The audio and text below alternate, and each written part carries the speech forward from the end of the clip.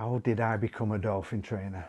Well, I was a signwriter originally with my father, and my mother saw an advert in the Manchester Evening News, and it was asking for dolphin presenters. So I got an interview. I went down there and I queued up at Bellevue Zoo. I was there with at least 300 other people. So without deviating too much, I got through the first interview. I was called back for a second interview, and it was down to about 100 people. I got to a third interview, and it was down to about 10.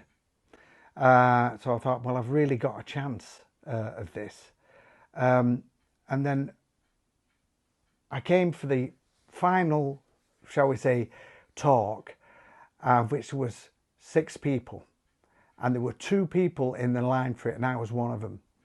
Anyway, to cut long story short, I didn't get the job.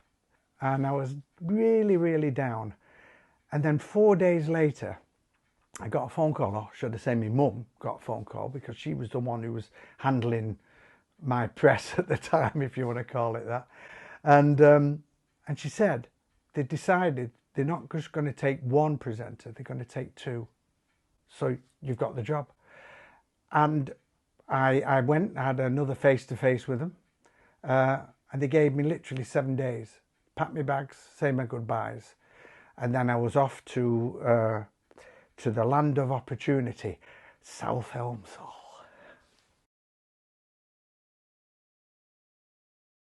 I got off at South Elmsall, and there was one station master, and he was all togged up in his regalia, you know, his whistle, and he was built like most of the people was in South Elmsall then, because they're all ex-miners, and he was very short in stature and very wide, you know, and he saw me come off the train, and I was the only one who got off at South Elmsall. I was the only one, and of course there was me with this long hair, my granddad's shirt. I had split jeans on, dark blue at the top, light blue flares at the bottom, and these great big platform high heel shoes on.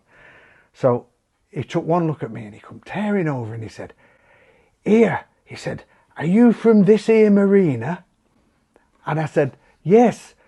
"Oh," he said, and he shook me by the hand. He said, "It's good to see you, lad. It's good to see you. We've all the village has been waiting for you to come."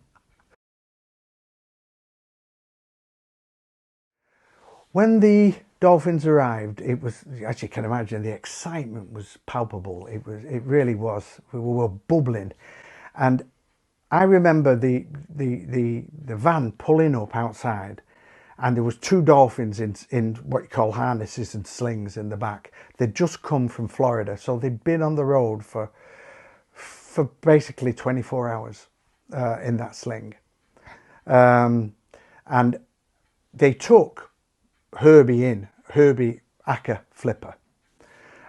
He was the first to go into the pool. Duchess was the last. So they said to me, "You stay with her." And I was in the back of the van with her, and of course I've never seen a dolphin before. And I looked at her, and I got the feeling, I could see that, you know, I mean, it was depressing to see her, covered in Vaseline and immobilized in this sling.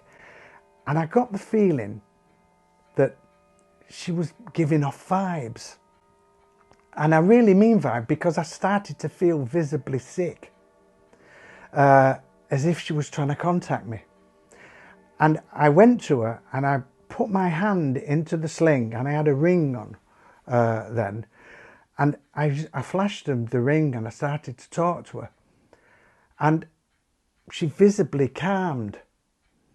And it was then I thought, this animal is magnificent, and I'm never going to leave her. She's got to be mine. And that's how I looked at it. She's got to be mine. And then we, cut long story short, all the rest of the handlers came, and we took her into the dolphinarium. They got the customary veterinary check before they were released into the water.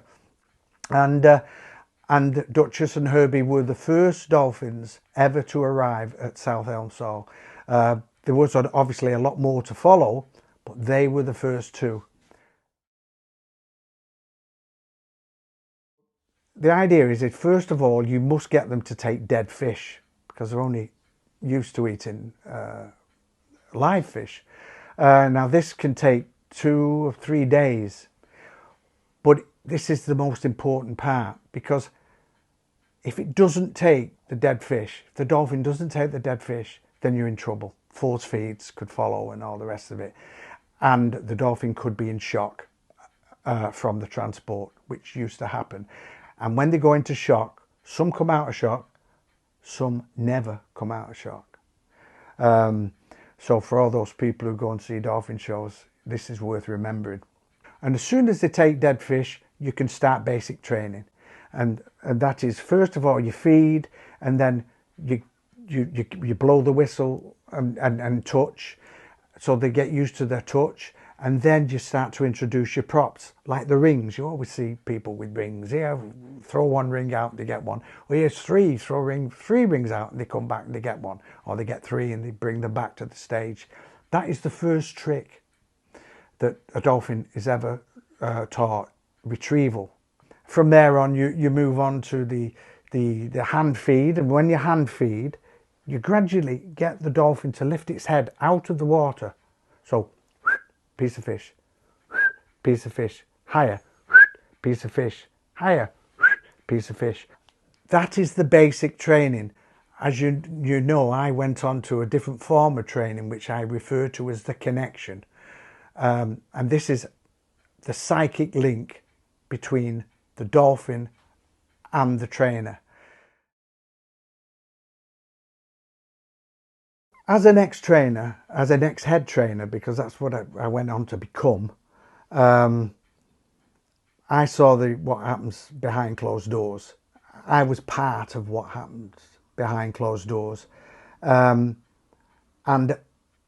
anybody that has worked with dolphins and realises just how intelligent they are.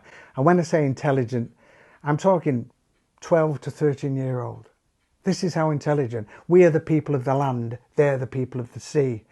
Plus the fact, every show dolphin that comes into a commercial arena, its lifespan is cut by over 50%.